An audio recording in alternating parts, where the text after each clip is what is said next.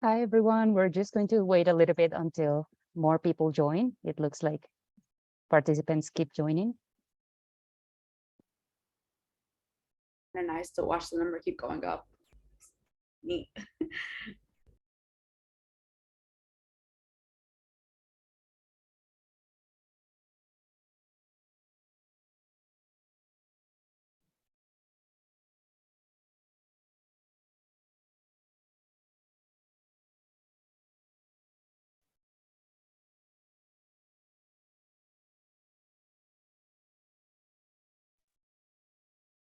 It keeps going up.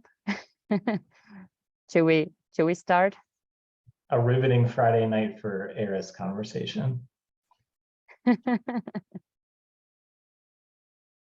104 participants. Okay, I think we can start. Everyone agrees? Great. So welcome, everyone. We're super happy. We're all the members of the NeuroMatch initiative here, as well as the program directors that were super kind to join us today on a Friday night. We truly appreciate your time. We are really happy and honored to have you here as guests, and we're very eager to learn with all of you. So I guess we can start by introducing ourselves a little bit. Why don't we start with just the NeuroMatch team? Ryan, do you want to go? Sure. My name is Ryan, and I go to Chicago Medical School at Rosalind Franklin University. Hi, I'm Hiba Naveed. I go to Weill Cornell Medicine, Qatar. Hey everyone, I'm Rohan, and I go to Rowan University School of Osteopathic Medicine. Hi everyone, my name is Sarah. I'm a student at George Washington University in Washington, D.C. Hi everyone, my name is Nupur Goyal. I'm part of the accelerated program at Northeast Ohio Medical University. And I'm Melanie. I am a student at New York Institute of Technology College of Osteopathic Medicine. Really excited to have you all here. Great. And I am Andrea, and I'm an IMG, graduated some years ago, currently at Colorado State University doing my PhD. So I guess we're ready then. First, before we start, I just would like to thank the American Medical Women's Association, IMG Initiative, for helping us organize the event and being so kind. They are going to do a quick introduction about AMWA so that everyone knows what the awesome work that they're doing. Great. Thank you so much, Andrea. I won't take too much time. My name is Dr. Eliza Chin. I'm the Executive Director of the American Medical Women's Association. We have, our mission is to advance women in medicine, advocate for equity, and ensure excellence in healthcare. And we have physicians, residents, fellows, medical students, as well as pre-medical students and supporters and allies as part of our ranks. So just want to welcome all of you to this webinar. We're thrilled and honored to host it. We have an IMG initiative, and that's how we connected with Andrea. So wonderful to be a part of this. If any of you would like to join AMWA, there's a 15% off code. You can use the code TIME. And there's yearly memberships for medical students and flat rate memberships for residents and fellows and higher. So with that, I will hand the microphone back. Thank you so much. All right, so we are very excited to have this many guests. We really appreciate that you guys are here to support our event. So now we will turn to the program directors. If you can please take a moment to briefly introduce yourself. And we can start off with Dr. Boletko. Hi, everyone. Blake Boletko here. I'm the program director for the residency at the Cleveland Clinic. I think I'm the new kid on the block. I've been the associate program director for the last several years, but excited to take over for Mary Ann Mays, who was in this position for 17 years prior to me. So I've had some good mentors ahead of me and looking forward to chatting with everybody a little bit more tonight. All right, and Dr. London. Hi, everybody. I'm Zach London. I'm the program director at University of Michigan. I've been doing it a while, not quite as long as Blake's predecessor, but pushing it. I'm actually not in Michigan right now. I'm actually down in Nashville, Tennessee for the AANEM annual conference. That's one of the many neurology conferences that you can go to. It's the neuromuscular group. And they give us these little badges at the bottom that you can say how you're doing in terms of social distancing. And I took the one that says still cautious and the one that said social distancing, and I cut them up so now it says still dancing. So that's what I'm doing down in my hotel room in Nashville. All right, Dr. Almarin. Hi, everyone. So I'm Satara Omran. I'm actually an associate program director for the neurology residency at University of Colorado. I'm stroke trained. I'm a neurohospitalist, and I was also an IMG way back in the day. But thanks for having me. And then we have Dr. Spector. Hi, everybody. I'm Andrew Spector. I'm at Duke University. I'm also the Associate Program Director of the Neurology Residency. I am a Program Director, but that's of the Sleep Medicine Fellowship. I'm also the Vice Chair for Inclusion and Diversity at Duke Neurology. So I'm happy to answer questions about that as well. All right, so since we only have an hour today, we'll begin by asking some of the questions that we've received prior to the event. We'll be addressing each question to one program director, and then after the question is answered, the rest will be free to add their thoughts as they please. And then for the guests, we will be monitoring the chat for any questions that are submitted. We'll try our best to cover these questions, but please note that this is dependent on time. And for those who are not able to attend or have to leave early today, there will be a recording of this event made available. And with that, we will begin. Great. We will start with a short category of questions regarding the supplemental application in ERAS. So because most applications for this, the supplemental application has already been submitted, we don't want to spend too much time in here, but we do want to understand a little bit more about the process. So I guess this question can go to any of the program directors. We, as applicants, just want to know, how do you plan to use the responses from the supplemental application?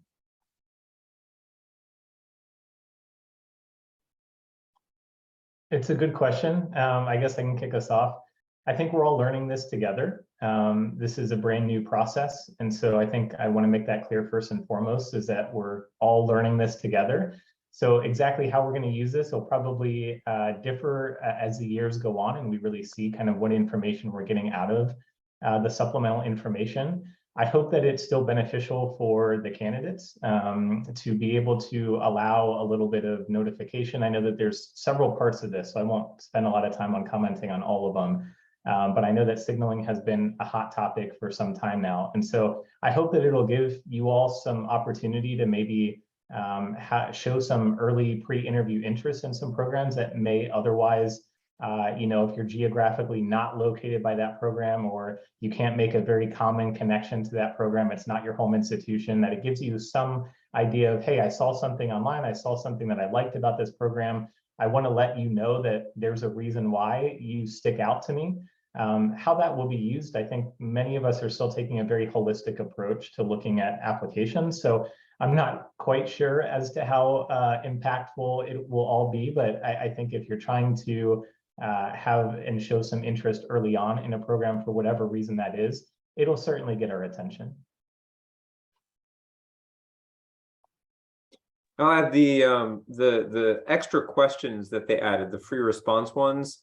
Honestly, we're planning to use them to get good questions to interview with.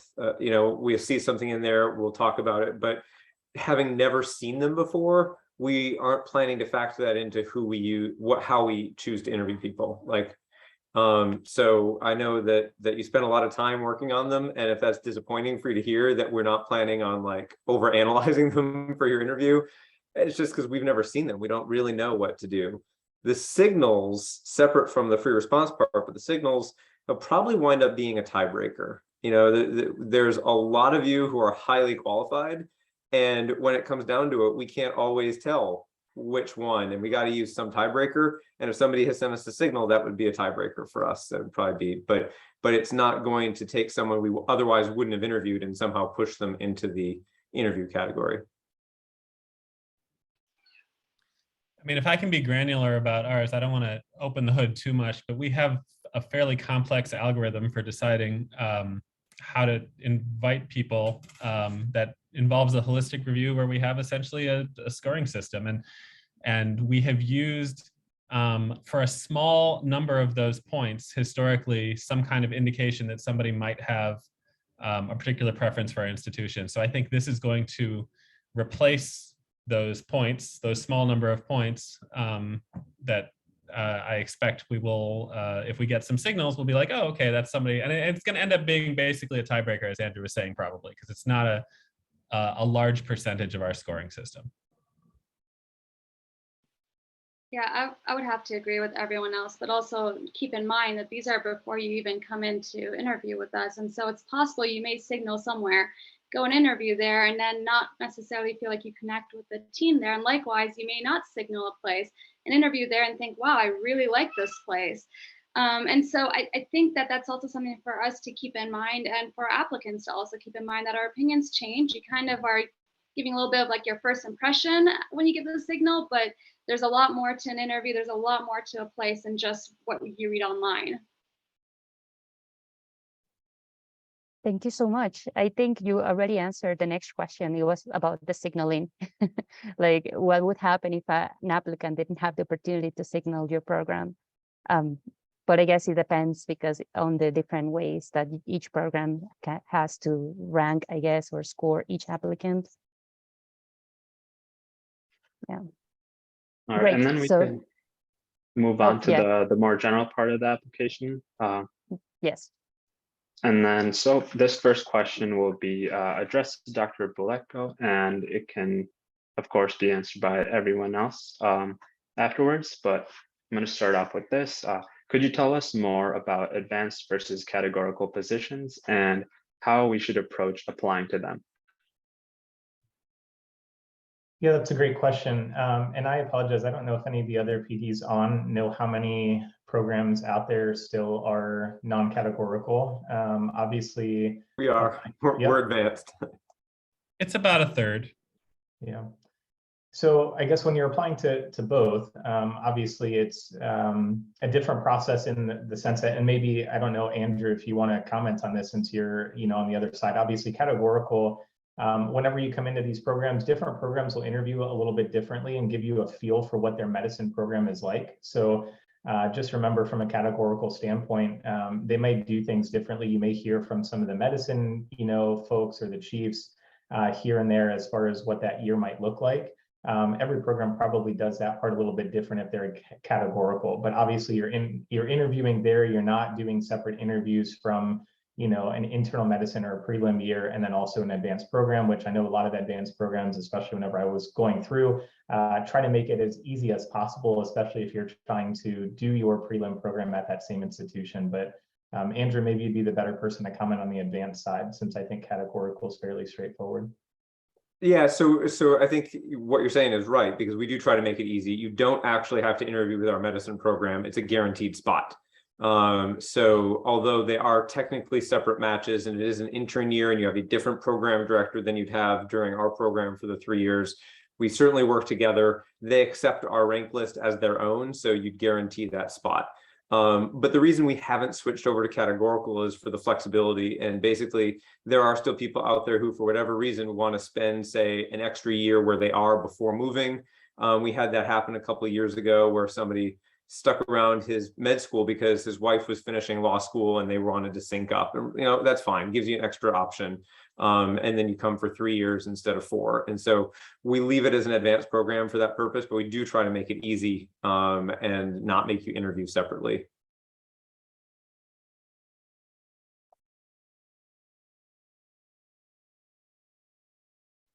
All right, and then the next question I'm going to be addressing Dr. London. What do you use to get a first impression when first looking at an application? Yeah, that's a really broad question, right? I mean, because I think most of us are trying to look at the entire application. So as I mentioned, we have sort of a fairly complex holistic scoring system. There really is no first thing. I mean, we look at letters of recommendation, personal statements, things that they do, We are blinding ourselves to board scores this year. We've now done it for 3 years, but not every program is going to be doing that.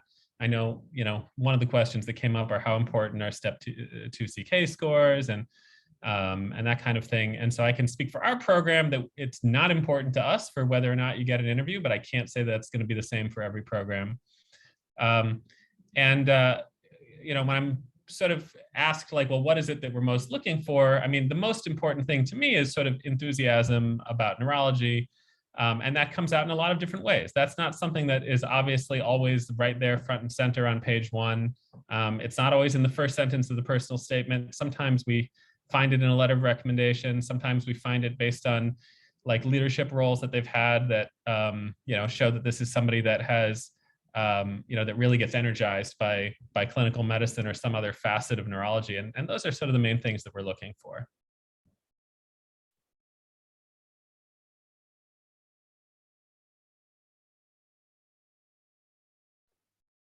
All right, and then if we can move on to the next question, which is, do you expect it all for personal statements to feel tailored to your program? And I could address this one to Dr. Ulmer. No, I think that, I think sometimes it's a little bit hard to tell. I think some people like to address them directly to each program, but I don't necessarily always keep that in mind. I think that it's totally okay. It's just extra work for you to make something a little bit more personal. And I don't think it really factors in too much to our decision. Yeah, so I would say no, not really. I mean, I've had a couple cases where they say we really want to come to this program, and then it's also like in the letter of recommendation from, like whoever writes your letter of recommendation also kind of builds on why they want to come to a program, like if they have family nearby or something like that. And so I think if you have like a real genuine interest in a program that has like a personal reason that you really want to go there, it may be worth saying that. Like if you have a family member that's there, or your spouse or whoever got a job there, then maybe it would be worth saying it for that reason. But apart from that, I wouldn't recommend necessarily switching all your personal statements to make them directed to a program. I feel like that's what the supplemental application is supposed to do. So I would say the default should be don't.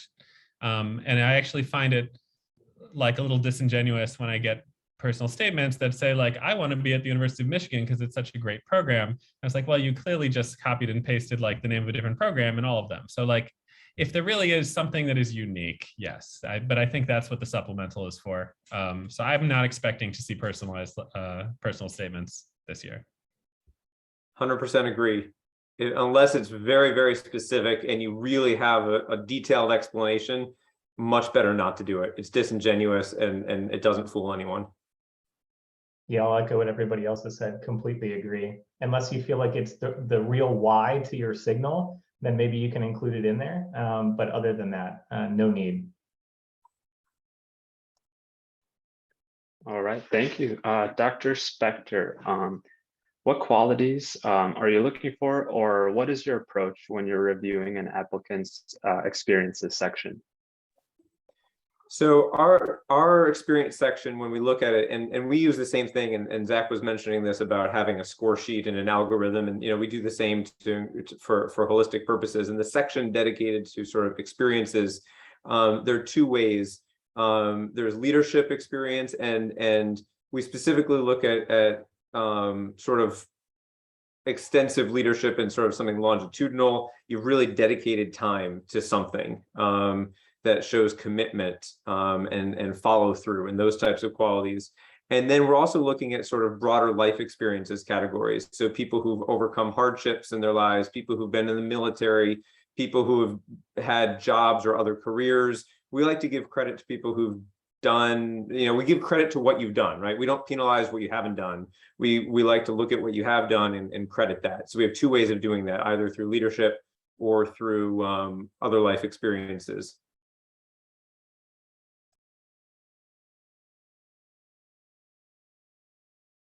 All right, and this one I'll be addressing Dr. Boletko. So do you give more weight to certain portions of the application, such as personal statement or step scores? We really don't. You know, I think we, again, all have a system of how we look at all of this together and assign some sort of weighted process. I think that as step one goes to pass fail, and again, I would agree with Zach earlier that we won't look at step two, and then that'll be the new step one, at least as we're concerned. So I think it's putting this all together. I mean, we're really looking, I know we keep saying holistic, but we're looking for a holistic applicant. And so we spend a lot of time. I'm sure that everybody here can verify that a lot of time goes into this.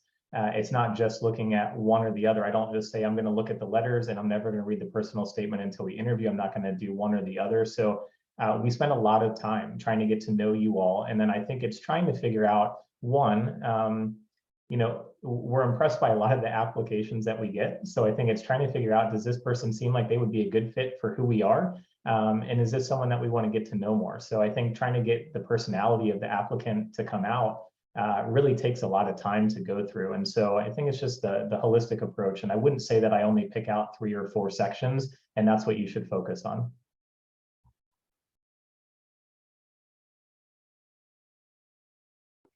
All right, and then Dr. Omran, honing in a little bit more on step grading. So with the recent changes in step 1 grading, has this changed how much you value the step 2 CK score?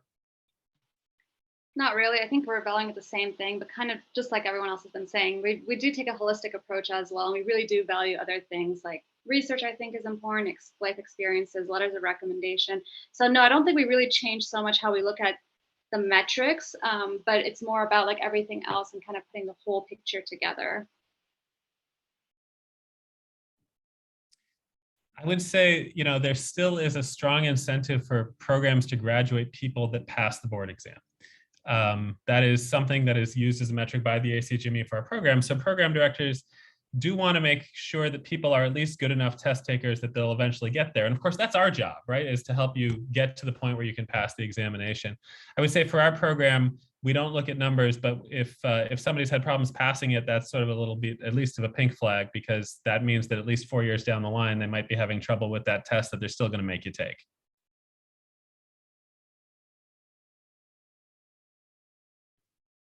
Thank you so much, everyone, for answering those questions. We're going to move a little bit to more specific questions of different elements of the application.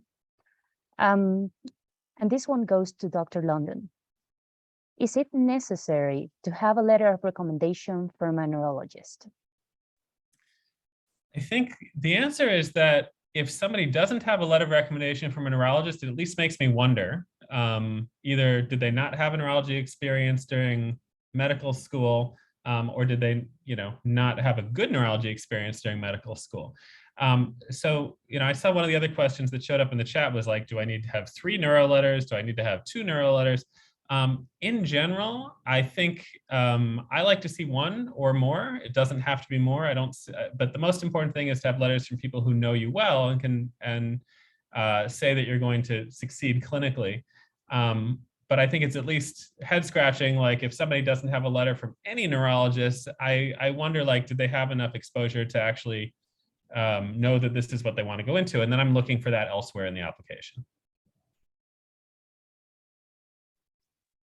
I just wanted to piggyback on that quickly, only because I came from a medical school that did not have a core neurology clerkship. And so for me, I would echo what Zach said. It was up to me to really get that exposure and find those connections and make those connections and still get that letter from someone within my field. And so I was almost more driven to try to get more letters because of that. But I can really understand too that if you aren't immersed in it, but you still have, you know, a very strong draw toward neurology, that maybe putting something like that in your personal statement, or if you don't have anything that's related to neurology, but you feel like you just didn't connect with that one person, and you feel like other people know you the best. Ultimately, we want letters that are going to reflect who you are. And so I would rather take 4 letters from a non-neurologist and have all 4 letters be really, really reflective of who you are as a person, than to have 1 from a neurologist just because you rotated through with someone and that was your only opportunity and you didn't really get to know them on a personal level. So I'll just throw that out there, but certainly it looks great to have someone write from a neurology standpoint. I would just also add that getting a letter from internal medicine, I saw that as well in there. So I think internal medicine is also great. If you, I mean, I would say neurology is probably, I would put more emphasis on that, but if not, then internal medicine, because you're going to be doing a whole year in internal medicine. And I think in some places you want to also show your internal medicine team when you're ranking someone that there's a good, that they're going to do well in their intern year. And so I think that that's also really important. If you can get an IM letter, that would be great. What I'd add is, and I don't think we've covered this part yet, the research letters we get don't help us as much as the clinical letters we get. So, you know, I'll see an application where 4 of the letter will come with 4 letters and 3 are from researchers, but we're hiring you for a clinical position. So make sure you keep that in mind. Thank you so much. That is a perfect transition for the next question. Dr. Vletko, this one goes for you. We would like to know if you have any views on an applicant having research experience in a specialty other than neurology. Sure, this might differ, so I'd be curious to hear what everyone thinks. But you know, opportunities are opportunities, and even if you have an interest in neurology, sometimes those opportunities in research don't present themselves. And so, what I look for more is, have you done some research? Was it longitudinal? Was it productive? Did you get something out of it? Was it meaningful for you? Rather than someone who may do a case report here, a case report there, it kind of bounces all over the place. So if someone starts off and they have a great cardiology project and they really take that through publication and really emphasize that within their application, that means a lot to me. So it doesn't necessarily have to be neurology, especially because early on you could start something, really go with it. And instead of giving that up and just doing something neuro because you feel like you're going to neuro, I'd rather see that continuity. It's always great to see something neuro, and I'm always very impressed by the things that students are doing these days. But for me, it's more the longitudinal and being productive with what you're doing, not necessarily that it has to be neurology. I agree. I mean, the goal, I think, is to learn research, to understand how the process works. And I totally agree. We would not punish someone for not doing neuro research in particular. In fact, that doesn't even factor in on our score sheet. It's, have you done the research? Has it been productive? Exactly what Blake was saying. So we understand that not everybody has the opportunity to do neuro research, and that's not, we're not going to hold that against you. I mean, ultimately, I think we just want to help you figure out if that's something you want to be part of your career. And so I like it when people have a research experience either before or during residency. It doesn't have to be before, just to help make that decision, because I feel like I'm not doing a good job if you finish residency and you're not sure if that's something that you want or not. So it helps me if you've done it ahead of time, because then I don't have to work as hard to help you figure that out while you're here.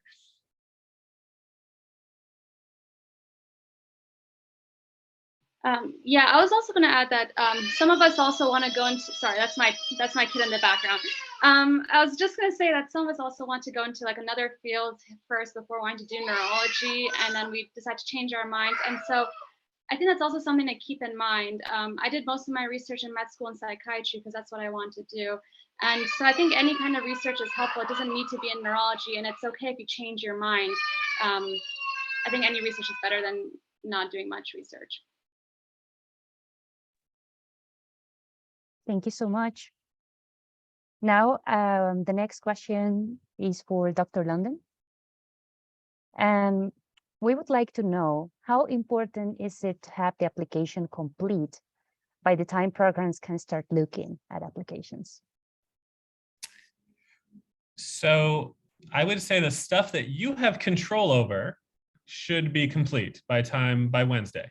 And hopefully you're getting pretty close to that already, because I know you know, some programs will start on day one reviewing applications. We used to do that. Now we wait until the day after, because ERAS often crashes on day one and everyone knows that's going to happen. And so I just like don't even bother trying on day one. But I think that it's nice to have everything in there, because they might start offering interviews right away. And so if you don't get your application until a week or 2 or 3 weeks later, you might miss the window for some programs. But there are also things you have no control over. Like if you're waiting on a letter of recommendation, if you're waiting on step scores, all that kind of stuff.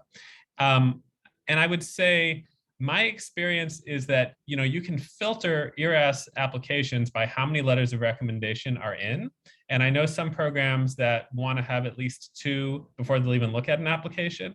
I don't know. I've talked to other program directors. I'd be curious to see what you guys on the call have to say. I don't know any program that would refuse to look at an application because someone only had 2 or only had 3. I mean, so certainly, like, don't freak out if your 4th letter isn't ready, or even if your 3rd letter isn't ready by today. But I think if you are, still waiting on letter 1 or letter 2, I'd probably get on them to get that done ASAP. And step scores, I don't think it matters when those come in at all, because again, I think most programs aren't looking at them that closely yet this year.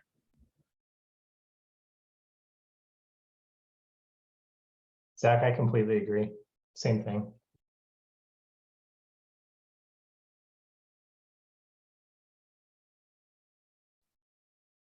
Thank you. Now we're going to move to a whole different category, more in the scope of diversity and inclusion. So I think this question goes to Dr. Spector. Given that this is your specialty, could you help us as applicants understand how can we find a program that cares about diversity, equity, and inclusion? First things first, I would start with a website, because programs that care will have put effort into making it obvious to you what it is they're doing. And there should be, a mission statement and a DEI statement.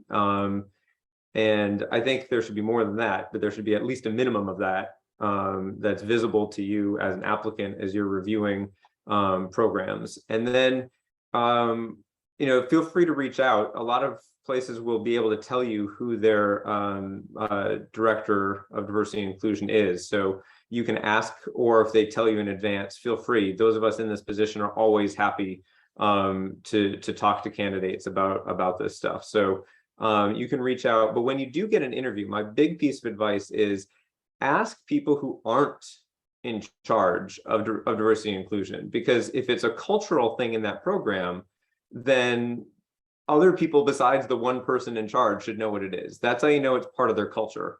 And so I would encourage you not to only talk to one person about it, but ask broadly.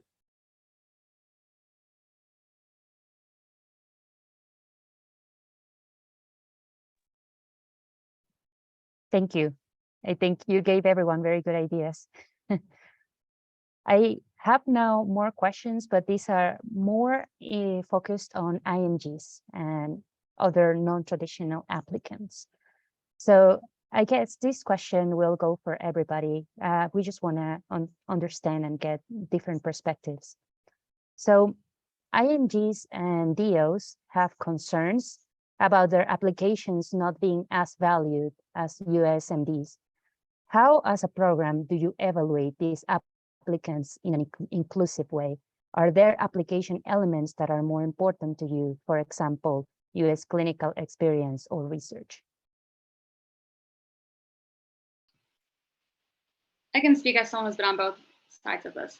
So I think when you're an IMG, in a lot of ways, things are a lot tougher. You sometimes have to get better scores and do a little bit more research or get some more experiences. And some of us have to take time off after med school in order to make a lot of those kind of count and make our application look a lot better. So I would say that if you're an IMG, if you can do US clinical rotations, I think that would be an important thing to do, because I think sometimes when we're reading letters of recommendation, a lot of times you want to look and see who's writing the letters, and is it someone that you know or are familiar with, or in some way can, trust their letters or trust their word. And so if you have a letter of recommendation from someone who's from your own home country and isn't really well known in the US, it may potentially work against you. And so I know that this is not always possible for everyone to do a rotation in the US. I totally understand that.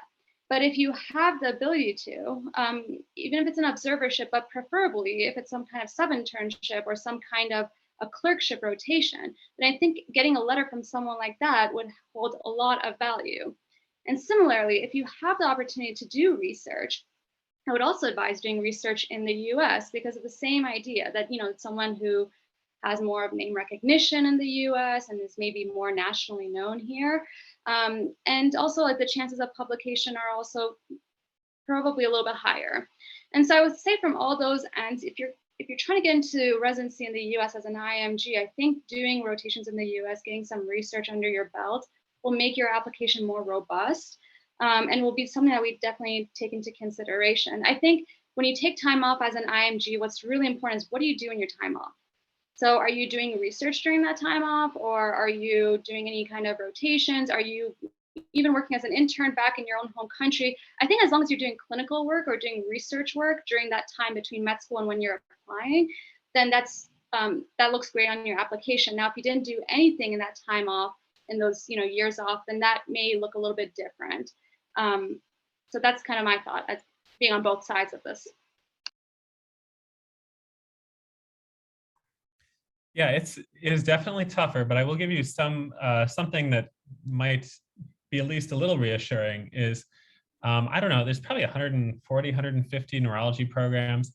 And, at least in casual conversation, I will often ask other program directors, like, do you interview IMGs, do you interview DOs? And the answer is always yes. I don't know that I know any programs that categorically don't. And I think that was not the case 10 years ago.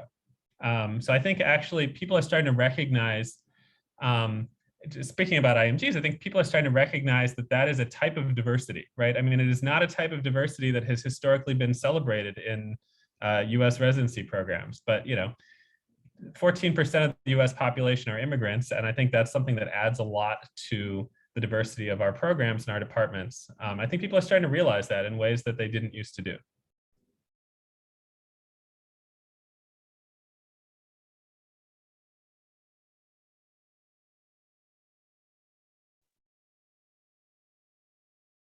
Thank you. I have a very similar question to Dr. Omran's. You mentioned this kind of a little bit already, but if you could tell us a little bit more on how do letters of recommendations from US clinicians are different from ones from other countries? Do they hold more weight, for example? I wouldn't say that if you can't get a letter of recommendation in the US, it would harm you. I just think it would really help you if you can. And I think that a lot of us understand that there's limitations with the pandemic, with getting visas. Like, I think things now are a little harder doing a US rotation than it was back when I was applying 7 years ago. So I think that things are a lot different now. Now, keeping that in mind, I think doing it with someone who, again, like someone who's just nationally known, who has a name within the US, I think that those are easier because sometimes you can kind of, either you may know that person because you're in the same, subspecialty of neurology, or you may have heard about them. You may have some kind of networking connection with them. And so it kind of just, I think it can strengthen your application because, like I said, it's just they can have like a reputation that, if they say you're a good student, then that can mean a lot coming from them. So I think that it's just like you can trust what they're saying a little bit more because you may actually know that person.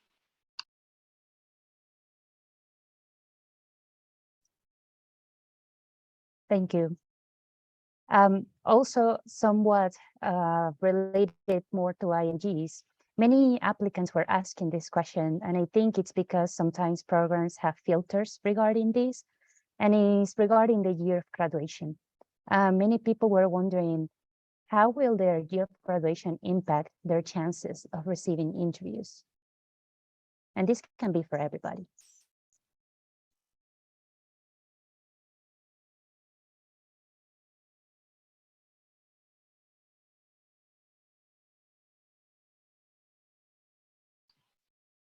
I would just say, like I said earlier, that I think for us, at least what we do here is that we look at what you did during that time period. So if you've been out for a few years, I think it's more about what are you doing? So are you working in your own home country during that time as a resident during that time? Or have you done some internships, sub-internships, observations? Have you done research? I mean, in that time period, if you went and got a master's, a PhD, I guess it really just depends on what have you been doing during that time off. And so I think if you've been active and if you've been building up your CV, your application, and I think that that looks good. And so that's kind of how we think about it in terms of like, what are you?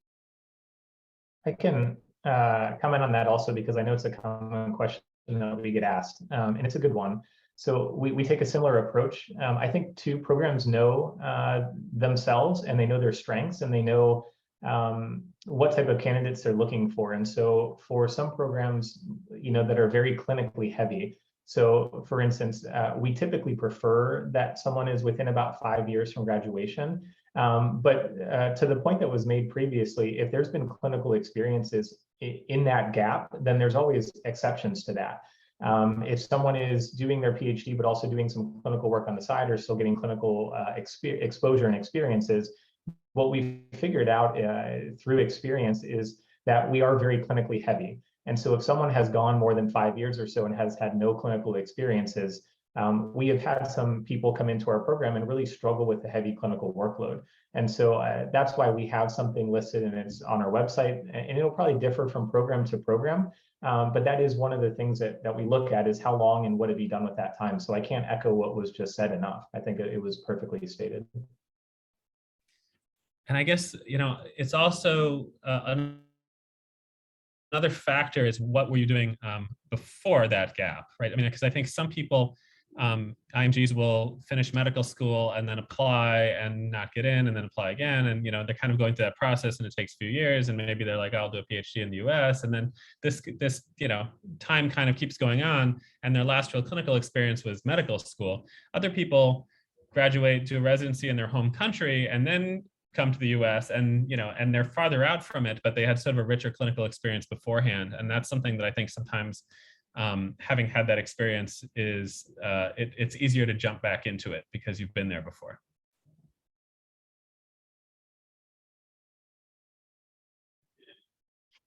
All right, thank you. It looks like we have some time to quickly go over some of the questions from the chat. Dr. Ulmer, if you would like to answer this question. So the question is, if we have 4 neurology letter recommendations plus 1 from IM, should we send 4 neuro letters or 3 neuro letters and 1 IM letter? I would do 3 neuro and 1 IM. But just to kind of, show your IM colleagues that you're going to do a good intern year in IM too. So I think it's worth having 1 IM in there too. I love seeing a letter from a non-neurologist. I don't know, maybe it's just me. I love seeing a good family medicine or internal medicine letter, or someone that you really got to know. It shows me a little bit of diversity, and that you made an impact on rotations that were outside of what you were really going for. I think that sometimes we all go through rotations, even when you do neuro.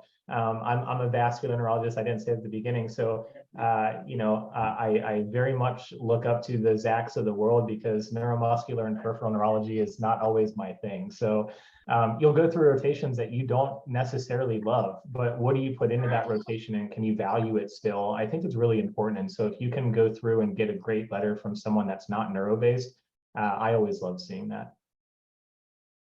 And to echo that, it's the great letter we want, right? It carries a lot more weight than the specialty. A great letter is a great letter. So I would rather have a great letter from any other specialty than a bunch of neuro letters from people who don't know you.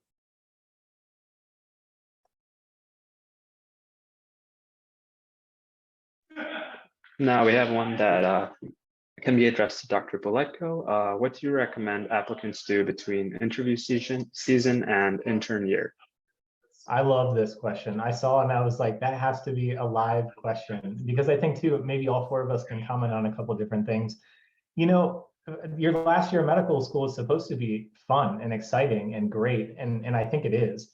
What people won't tell you is the first part, and going through this process can be really stressful. And so this is something that I say every interview season. One is recognize what you've done to get here, and recognize that you're also interviewing us. So take some deep breaths, give yourselves some pat on the backs as you're going through this process, because I think that that's really important. I think it's important to recognize the work that you put in. And we see it when we read through these 40 to 60 page applications. I'm like, I don't know if I would ever get into a residency these days with what you all are doing. So the second point is, what do you do after this is done and into your medicine or your intern year?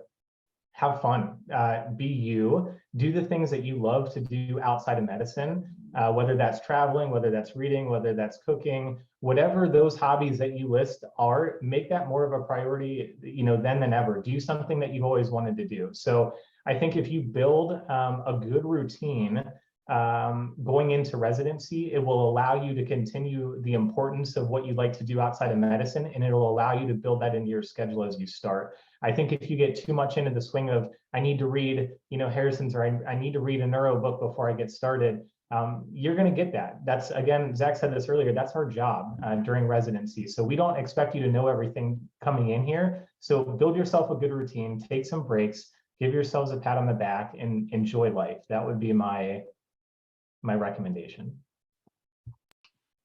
I mean, I fully agree with that. Go enjoy things. Just don't, I wouldn't study. I mean, you're going to be studying all the time when you're an intern.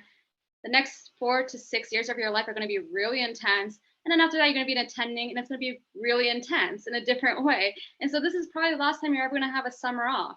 So I would say enjoy your time off and just kind of like enjoy the end of 4th year. And, this may be a while before you have like another nice, really good vacation. Seriously.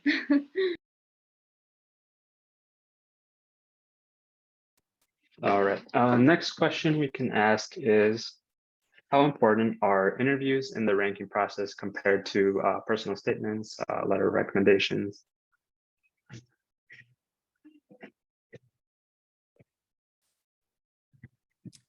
I think they're pretty important. I mean, I think that's that's where we really get to know you. Obviously everybody's application is different, and we've had amazing relevant residents that didn't interview that well because that, a lot of people are introverts, right? And I mean, it's true that interviews probably do make extroverts look better than introverts do. And so if being gregarious and friendly and people want to work with me, if that's your thing, then lean into the interviews.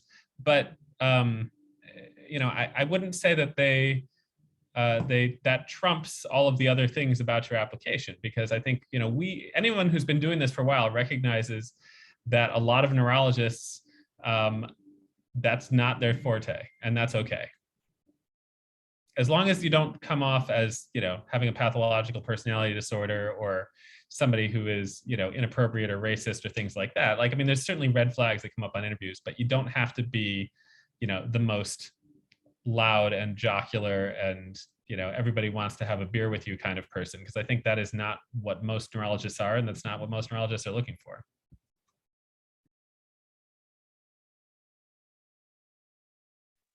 Then we can move on to what is the best time to send a letter of interest email to programs after submitting ERAS, or should we not do that at all?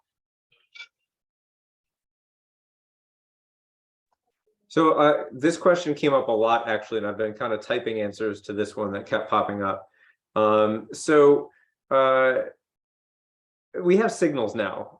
And so really the signal is replacing that letter of interest. The only reason you really might want to do it is to go above and beyond the signal. You are the program for me because, and you better have specifics, because if it's not specific, we're going to throw it away. So this is generic waste of time. Don't do this. But really, if it's, my family lives there, I'm 100% committed, I will do anything to get to that program. You better really, really want one program, and really you better only be sending one of these letters of interest. I don't think it's terribly ethical to be sending more than one. So if there's one that you really want, then the right time to send it would be right after you submit the application, where we're still processing them, and we could factor that in. But you're already sending the signal. I do not recommend generally sending letters of interest at all. They don't really do much. They really don't do anything after we've interviewed you, because our rank list is not going to change whether you tell us you're ranking us number 1 or not. Our rank list is not going to factor that in.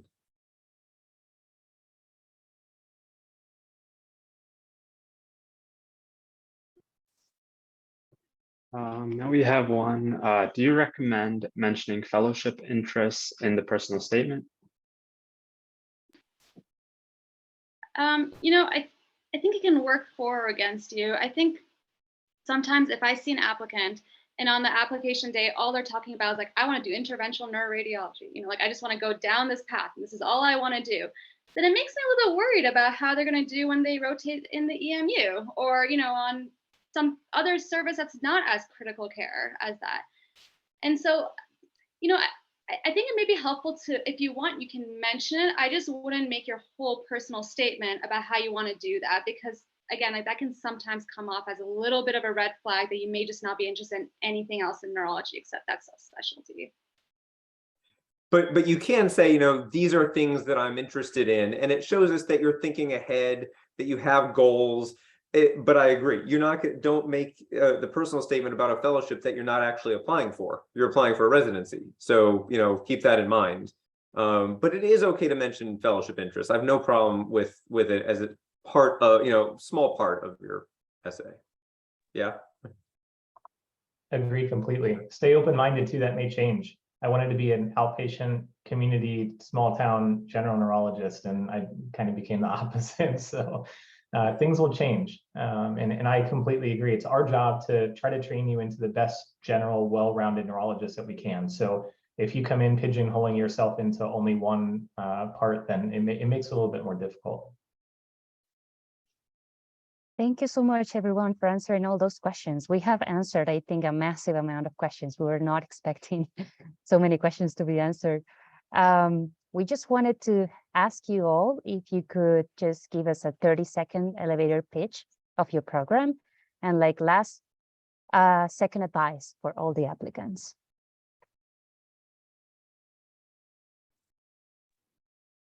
All right, I'll go first. My advice is just take a deep breath and relax. The match rate, really high, right? And I feel like anybody who's on this call tonight, right before the applications are due, probably has like a little extra anxiety, and that's okay. But the match rate is really high, and you're going into the best field of all of medicine. And this is gonna be fun because you're gonna get to meet so many people in this community over the next few months that are really your people, and whether or not they're at the program that you match at or not, you will see all of us again over and over again at these meetings, and it's a wonderful community to be a part of. I'm happy to talk to anyone individually about my program. I'm a big fan of it. Obviously, I've been there for 20 years, first as a resident and then as a program director, but I don't want to take up everyone else's time, so I will pass the mic. I would say good luck with, and I completely agree. Like you've done everything you can. Everything that's in your application is that's it. It's in, or it should be in soon, I guess. But you've done everything you can. There's nothing you can change right now. So just kind of relax and see what happens with the cycle. In terms of, you know, advice that I found helpful when I was applying, you know, I had a PD tell me to go to a place where I feel like I can wake up in the morning and work with the people I see every day. And so just, you know, when you go and you interview at these places, try to get a feel for the people there. If you feel like they're your people and that you can kind of like relate to them and you feel like you can get along with them well, then I think that says a lot, and that's really important, more than a lot of other things like prestige or name or whatever. I think a lot of times you just want to work with people that you can get along with and that you can wake up every day and see yourself working with. And so I think that there's a lot of value to that. And so don't underestimate your gut feeling and just like the feelings you get from your interview day.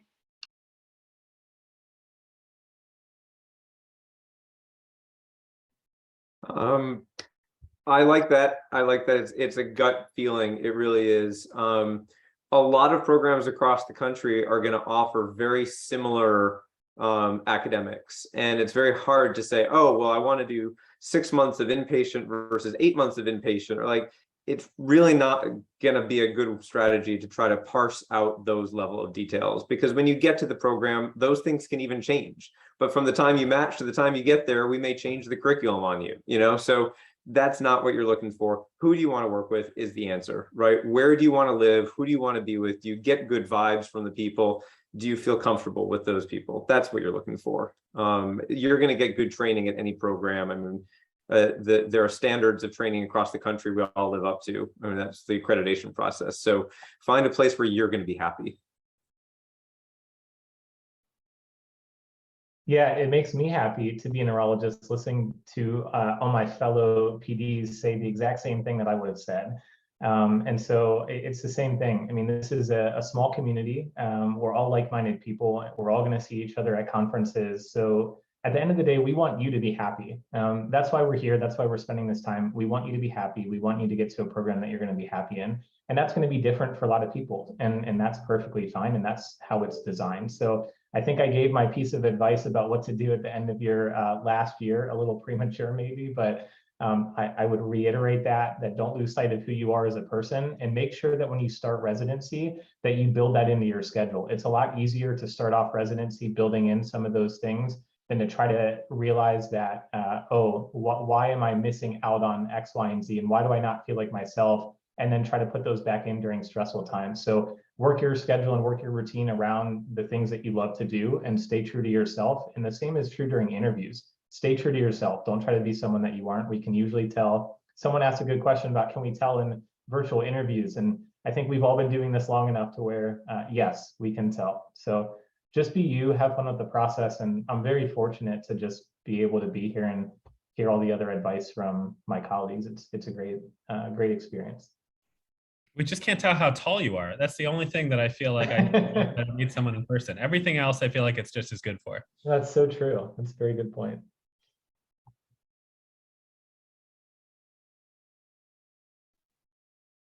Great. Ryan, do you want to go? Yeah, and with that, it looks like we've run out of time. I just want to say thank you so much for coming, Dr. Baleko, Dr. Omran, Dr. London, Dr. Spector, all of you guys. We really appreciate that you guys joined us tonight, and thank you to all of our guests for coming. We really hope that this was helpful for you guys. I think that speaking on behalf of the students, I feel that we can go into this a little bit more confident now, and we appreciate your words like telling us to relax a bit. I think a lot of us could really use that at this time. So yeah, thank you so much for coming and joining us today. Thank you so much, everybody. Thanks for the invitation. None of this ever existed whenever I was going through residency. So the work that you all do to put this together is just phenomenal. I mean, my mind's blown. I apologize. I joined Twitter earlier this year. I wasn't even on Twitter. So the community and what you all have done to help everyone out, I mean, it really shows, what kind of community this is. And so kudos to all of you for putting this together and keeping us involved. Best of luck, everyone, on the applications. And I look forward to seeing you all in medical conferences like AN, but best of luck, everyone. Thanks a lot, all. Good night. Good luck. Thank you so much, everyone. Thank you so much.